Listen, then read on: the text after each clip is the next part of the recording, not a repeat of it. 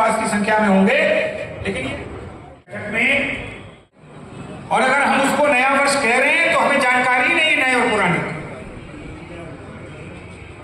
1 जनवरी अंग्रेजों का नया वर्ष, भारत वालों का, भारतवासियों का, मेरा, आपका 1 जनवरी नया वर्ष के बीच में 20 व्यापारियों को जानकारी। दुखद है जब हम अपनी पहचान ही भुला देंगे, खुद को जानेंगे ही नहीं, हम विश्व गुरु नहीं बन पाएंगे। सोने की चिड़िया अंग्रेज के नए वर्ष को नया वर्ष कहते हैं। अच्छा, मैं आपसे पूछना चाहता हूं, आपका वित्तीय वर्ष, फाइनेंशियल ईयर कब शुरू होता, क्यों होता? अरे मेरे भामाशाह मित्रों, व्यापारी साथियों, धन्यवाद है आपको, वंदन है आपका और आपसे पहले की पीढ़ी का, मेरी पीढ़ी का। 1947 में अंग्रेज ने पूरी कोशिश की कि आपके ऊपर जो कैलेंडर वर्ष 1 जनवरी है वही फाइनेंशियल ईयर पर भी लागू हो जाए, आपका वित्तीय वर्ष तभी शुरू हो जाए। लेकिन उनका आभार है, वंदन है, उन्होंने कहा हम कुछ भी स्वीकार करेंगे, लेकिन अपने वित्तीय वर्ष को अपने भारत के नए साल से शुरू करेंगे, अंग्रेजों के नए साल से नहीं शुरू करेंगे, 1 जनवरी से नहीं शुरू करेंगे। ये निर्णय अगर लिया तो आपके व्यापारी समाज में ये महत्वपूर्ण इसलिए हो जाता है आज की बैठक में, क्योंकि पूरे प्रदेश का प्रतिनिधित्व हो रहा है। जो आज की कार्यसमिति की बैठक में पहला बिंदु है वो यहीं से शुरू हो रहा है। हमें और आपको मिलकर के पहले उत्तर प्रदेश और फिर पूरे भारत में व्यापारियों के और देश के गौरव को लौटाना। हम इतने क्षमतावान हैं कि हम अपने बाजार में, अपने मोहल्ले में, अपने जनपद में अगर प्रयास कर लेंगे तो समाज के हर व्यक्ति को यह एहसास करा देंगे कि हमारा नया वर्ष 1 जनवरी नहीं है, हमारा नया वर्ष चैत्र शुक्ल प्रतिपदा, और अगर कैलेंडर हम देख लें अंग्रेजी वाला तो 30 मार्च आपके भारतीय नव वर्ष के प्रारंभ होने की तिथि है, जिस दिन विक्रम संवत 2082 शुरू। आज देश के सबसे बड़े व्यापारी संगठन अखिल भारतीय उद्योग व्यापार मंडल की ये प्रदेश कार्य समिति की बैठक है। आप देख रहे हैं कि उत्तर प्रदेश के सभी जनपदों का प्रतिनिधित्व यहाँ पर है। मेरे पास जो अभी सूची आई है 100 से अधिक प्रतिनिधि पूरे प्रदेश के यहाँ पर उपस्थित हैं। इस बैठक में कुछ बड़े महत्वपूर्ण निर्णय लिए जा रहे हैं और लिए गए हैं। पहला निर्णय ये है कि हम जिस 1 जनवरी को नया साल कह करके मना रहे हैं, वास्तव में वो हमारा नया साल है ही नहीं। हमारा नया साल शुरू होता है हमारे वित्तीय वर्ष से, और वित्तीय वर्ष प्रारंभ होता है चैत्र शुक्ल प्रतिपदा विक्रम संवत 2082। अगर अंग्रेजी कैलेंडर देखेंगे तो 30 मार्च से भारतीय नव वर्ष प्रारंभ होगा और उसके 2 दिन बाद 1 अप्रैल से हमारा वित्तीय वर्ष पिछले सैकड़ों साल से प्रारंभ हो रहा है। लेकिन हम आज भी इस सर्दी से भरे हुए 1 जनवरी को नया वर्ष मना रहे हैं। इसको पीछे करते हुए भारतीय नव वर्ष आगे बढ़े, ये प्रयास आज की इस कार्य समिति की बैठक में हो रहा है। और संगठन ने ये निर्णय लिया है कि हम आगामी चैत्र शुक्ल प्रतिपदा का, जो कि कैलेंडर के हिसाब से 30 मार्च है, उसको पूरे देश में, पूरे उत्तर प्रदेश में और पूरे सभी जनपदों में भव्यता से उसका स्वागत करेंगे और छोटे बच्चे से लेकर के समाज के सभी वर्गों तक ये एहसास कराएंगे कि ये है भारत का नया वर्ष। क्या इस नए वर्ष के खिलाफ है क्या आप? खिलाफ और उसकी बात ही नहीं है। हम तो बता रहे हैं कि हमारा नया वर्ष क्या है। नया वर्ष तब होता है जब प्रकृति नहीं होती, रबी की फसल आ चुकी होती है और चारों तरफ हरियाली का वातावरण होता है।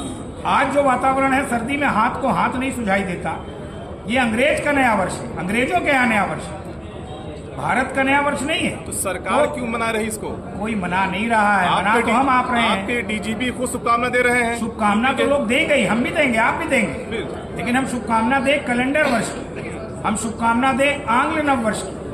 हम अपने भारत वर्ष को भी तो याद रखें कि हमारे भारत वर्ष का नव वर्ष कब है और हमारा तो वित्तीय वर्ष तब प्रारंभ होता है। तो ये एक बड़ा निर्णय आज इस कार्य समिति की बैठक में हम लोग कर रहे हैं, जो कि पूरे प्रदेश में जाएगा यहाँ से, और हर जिलाध्यक्ष आने वाले समय में भारतीय नववर्ष का स्वागत करेगा। संत कबीर नगर में बैठक क्यों की गई? संत कबीर नगर गोरक्ष क्षेत्र का प्रमुख जनपद है और संत कबीर जी की धरती है।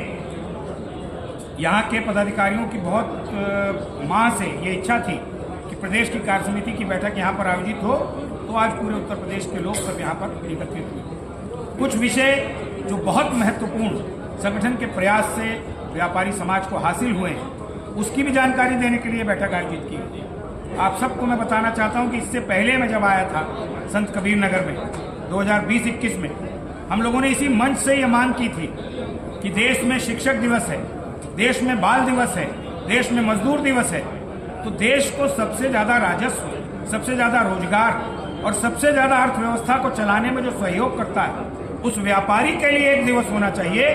मैं एक बार फिर से इस मंच को और आप सबको भी बधाई दूंगा कि उत्तर प्रदेश के यशस्वी मुख्यमंत्री योगी आदित्यनाथ जी ने व्यापारियों की 24 साल पुरानी इस मांग को 2024 में पूरा किया और आज 29 जून उत्तर प्रदेश में व्यापारी दिवस के रूप में आयोजित किया जाता है। इसके लिए भी संत कबीर नगर वालों को धन्यवाद देने के लिए आए हैं, क्योंकि यहीं पर जो बैठक हुई थी उसमें ये विषय हम लोगों ने उठाया। एक और बड़ा निर्णय जिसके लिए कार्य समिति की बैठक आयोजित की गई, संगठन के प्रयास से उत्तर प्रदेश के सभी जनपदों में व्यापारी सुरक्षा प्रकोष्ठ का गठन किया गया। एडिशनल एसपी स्तर पर हर जनपद में बैठक होगी और व्यापारियों की तमाम समस्याओं का उसी प्लेटफॉर्म पर निस्तारण होगा। व्यापारी को किसी थाने और चौकी के चक्कर नहीं लगाने पड़ेंगे और हर जनपद की जवाबदेही पुलिस महानिदेशक तय करेंगे, जिनका भी आपने नाम लिया। हर महीने की अगर बैठक पुलिस नहीं कर रही है अपने जनपद में, तो ये पुलिस महानिदेशक तय करेंगे। मैंने आज व्यापारियों से सबसे यही कहा कि आप बताएं कि किस जनपद में बैठक नहीं हो रही, मैं इसकी सूचना पुलिस महानिदेशक को और पुलिस महानिदेशक के माध्यम से मुख्यमंत्री जी को। व्यापारी दिवस, व्यापारी सुरक्षा प्रकोष्ठ, ये दो ऐसे महत्वपूर्ण निर्णय जो उत्तर प्रदेश के व्यापारियों के लिए संगठन के प्रयास से हुए। आने वाले दिनों में जीएसटी की जो समस्याएं हैं, हमारे दाखिल खारिज से लेकर के और टोल की जो समस्याएं हैं, उन सब पर संगठन की योजना बन रही है कि हम अपने जो सांसद हैं उत्तर प्रदेश के 80, हमारे जो सभी 403 विधायक हैं, उन तक संगठन की मांग को रखते हुए अपनी बातों का निस्तारण करेंगे। उसकी तिथि अभी हम लोग तय करने जा रहे हैं, लेकिन कुल मिलाकर के उद्देश्य ये है कि जो सम्मान एक आईएएस का है, जो सम्मान एक फौजी का है, उससे बढ़ करके सम्मान इस देश के व्यापारी समाज का होना चाहिए। इसीलिए व्यापारी समाज ये लगातार प्रयास कर रहा है कि हमको तुम सम्मान दो तो हम देश के गौरव को लौटाएंगे, हम फिर से भारत को सोने की चिड़िया और भारत को विश्व गुरु बनाएंगे। लेकिन उसके लिए व्यापारी का सम्मान जरूरी है, व्यापारी की समस्याओं का निराकरण जरूरी है। इसी के लिए कार्य समिति की बैठक है। एक समस्या लोगों को आन पड़ी कि देखा गया स्मार्ट मीटर लगाए जा रहे हैं, काफी इसका विरोध हो रहा है, तो इसके लिए आपका संगठन क्या कर रहा है? देखिए, जब हम आगे बढ़ते हैं तो कहीं ना कुछ, अब आज आप फोन कौन सा चला रहे हैं? स्मार्ट चला रहे हैं कि नहीं?